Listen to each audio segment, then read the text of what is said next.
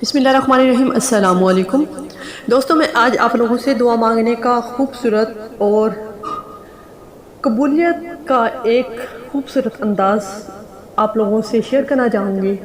उम्मीद है आप लोगों को पसंद आएगा। तो एक ऐसा वाक़या मेरी नज़र से गुज़रा, मुझे लगा कि आप लोगों से शेयर करना चाहिए, क्योंकि हम लोग जब दुआ मांगते हैं सिर्फ़ वो दुआ मांगते हैं जो सिर्फ शुरू से लेके रटी हुई दुआएं होती हैं। यकीनन सबका यही अंदाज़ है, सब यही दुआ मांगते हैं जो शुरू से हम लोग दुआ मांगते आते हैं, जिस ज़ुबान पे रटी हुई होती हैं। कभी भी हमने ये नहीं सोचा कि हमें ये दुआ मांगनी चाहिए, दुआ मांगनी चाहिए, बल्कि हम लोगों को जो रटी हुई हैं सिर्फ ज़ुबान पे वही दुआ होती है।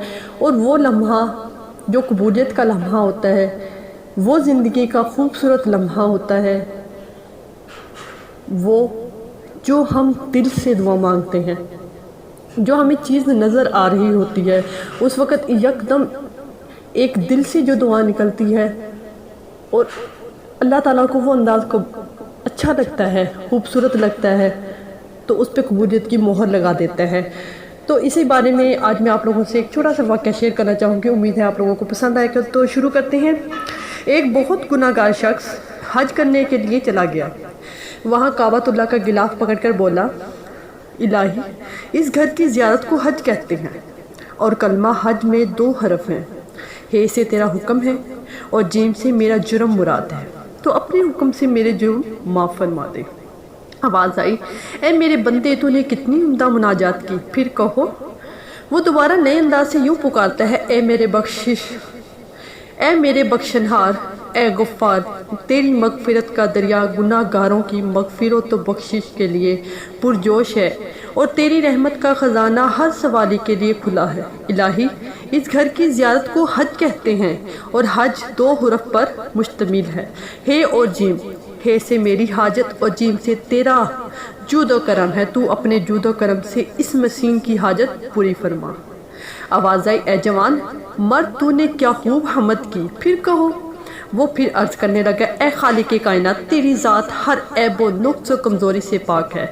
तूने अपनी आफियत का पर्दा मुसलमानों पर डाल रखा है। मेरे रब, इस घर की ज़ियारत को हज कहते हैं। हज के 2 हुरफ हैं, हे और जीम।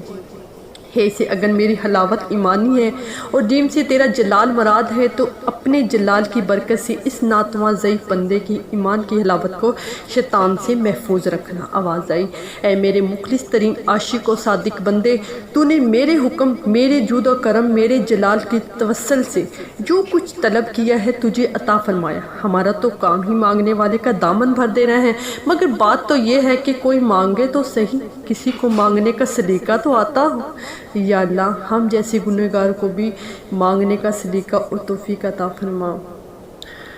दोस्तों, ये थी एक खूबसूरत छोटी सी तहरीर, लेकिन दिल में उतर जाने वाली थी। क्या खूबसूरत अल्फाज थे, क्या खूबसूरत सलीका था मांगने का। काश हमें भी इसी तरह का कोई सलीका आ जाए। हम कुछ इस तरीके से मांगे कि मेरा रब अज़्ज़ व जल कभी हमें खाली हाथ ना लौटाए। उम्मीद है आप लोगों को वीडियो पसंद आई होगी और अल्लाह ताला से दुआ है कि अल्लाह ताला हमें ऐसा खूबसूरत सलीका अता फरमाए कि उसकी बारगाह में हम कबूलियत की मोहर लगवा कर ही उठें। या अल्लाह, जो इस वीडियो को शेयर करें